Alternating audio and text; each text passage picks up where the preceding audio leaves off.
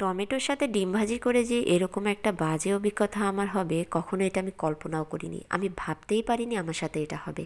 আসলে আমরা অনলাইনে সবসময় যেটা দেখি, যেটা মনে হয় যে এই জিনিসটা অনেক মজার হবে বা দেখতে অনেক ভালো হবে বা কোয়ালিটি অনেক ভালো হবে, আসলে অনলাইনে এসব যা দেখা যায় তা বাস্তবের সাথে একদমই মেলে না।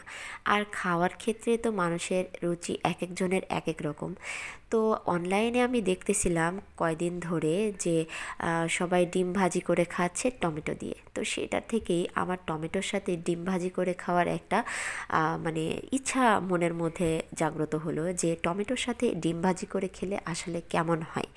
তো আমি যে কথা সেই কাজ, টমেটোর সাথে ডিম ভাজি করার সিদ্ধান্ত নিয়েছি। এর আগে কিন্তু আমি আলু দিয়ে ডিম ভাজি করাটা অনলাইনে দেখছিলাম, সেটা দেখে কিন্তু আমি ট্রাই করছিলাম। আর সেটার স্বাদ কিন্তু আমার কাছে ভীষণ ভালো লাগছিল। তারপরে কিন্তু আমি কয়েকদিন করে খাইছি। তারপরে যখন দেখলাম যে টমেটোর সাথে সবাই ডিম ভাজি করে খাচ্ছে, তো চিন্তা করলাম যে তাহলে এটাও একবার ট্রাই করে দেখি কেমন লাগে। তো আপনাদের ভাইয়াকে আমি বলছিলামই না যে টমেটোর সাথে আমি ডিম ভাজি করব। আমি হুট করে এই কাজটা করি। আর খুব আশা নিয়েই করছিলাম যে হয়তো জিনিসটা খুবই মজার হবে, ভালো লাগবে।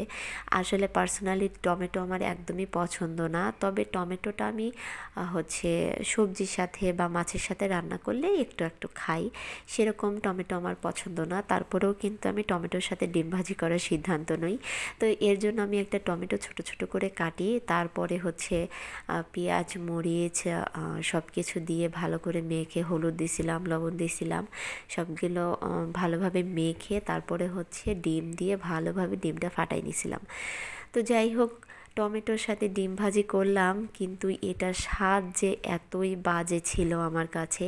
কেউ কিছু মনে করবেন না, কারণ সবার রুচি তো একরকম না, মুখের টেস্ট সবার কাছে একরকম হয় না। তো এটা আমার কাছেও ভালো লাগে নাই, আপনাদের ভাইয়ের কাছেও ভালো লাগে নাই। তাকে তো আমি প্রথম অবস্থায় খেতে দিলাম আর বললাম যে দেখো তো জিনিসটা কেমন হয়েছে, ডিম ভাজিটা তোমার কাছে আজকে কেমন লাগতেছে।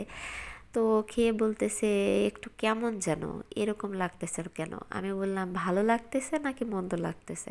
তো বলতেছে মন্দ লাগতেছে, ভালো লাগতেছে না। এই প্রথম সে আমার রান্না এরকমভাবে মন্দ বলল। এর আগে কখনো বলে নাই যে তোমার রান্না মন্দ হয়েছে। আসলে মন্দ হলেও কখনো বলতো না, পরবর্তীতে হয়তো বলতো যে হ্যাঁ মন্দ। তো যাই হোক, তার কাছেও ভালো লাগেনি জিনিসটা, আমার কাছেও একদমই ভালো লাগে নাই। আপনাদের কাছে কেমন লাগে এই টমেটোর সাথে ডিম ভাজি সেটা আমাকে অবশ্যই জানাবেন, নাকি আমারই ভাজতে কোনো ভুল হয়েছিল। এদেরকে আমি তো কোনোভাবে ডিমটা উল্টাতে পারতেছিলাম না, আমার টমেটোগুলোই বেশি হয়ে গেছিলো কিনা আমি বুঝতেই পারিনি। তো কোনো মতেই আমি উল্টাতে পারতেছিলাম না, ছিঁড়ে যাচ্ছিল। কোনো মতো 3 ভাগ করে আমি হচ্ছে আস্তে আস্তে উল্টানোর চেষ্টা করতেছিলাম, যাতে ডিমটা একদম ঝোড়া ঝোড়া না হয়ে যায়, কারণ ঝুরি ভাজা হয়ে গেলে আবার ভালো লাগবে না।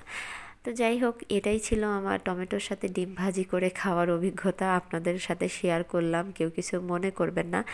আপনারা সবাই ভালো থাকবেন, সুস্থ থাকবেন। আপনাদের জন্য অনেক অনেক দোয়া রইল। আল্লাহ হাফেজ, আসসালামু আলাইকুম।